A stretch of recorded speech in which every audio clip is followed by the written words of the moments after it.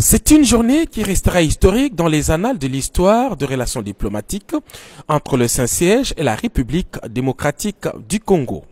Accueilli dans la cour pontificale Saint-Damas par le préfet de la maison pontificale, le chef de l'État, Félix-Antoine Tshisekedi Tshilombo et sa suite ont traversé les compartiments par une procession d'honneur comme le veut la tradition vaticane.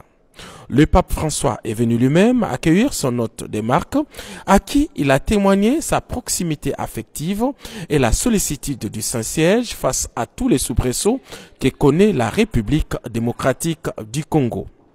Le pape François et le président Félix-Antoine Tshisekedi Tshilombo ont passé 30 minutes de tête-à-tête, délai maximal accordé aux personnalités des hauts rangs. J'ai rencontré une éminente personnalité qui a une parfaite connaissance de notre pays et qui suit de près sa situation sociale et politique, a déclaré le chef de l'État aux médias du Vatican.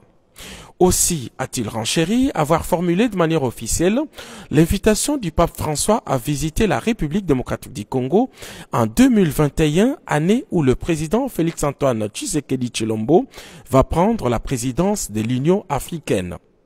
Le Saint-Père s'est montré très favorable à cette invitation et attend de communier avec la communauté chrétienne catholique de la République démocratique du Congo. Au cours de cette audience, le président de la République a félicité le Saint-Père pour ses efforts qu'il ne cesse d'entreprendre pour le retour de la paix en RDC. Et pour se rappeler davantage de la situation dramatique de notre pays, le couple présidentiel a remis au Saint-Père un tableau réalisé par un compatriote, Les larmes de Béni, qui résume cette tragédie. L'autre moment fort de cette visite papale aura été l'échange des instruments de ratification de l'accord cadre signé entre le Vatican et la République démocratique du Congo au bureau du secrétaire d'État du Vatican en présence du président de la conférence épiscopale nationale du Congo, Monseigneur Marcel Outembi.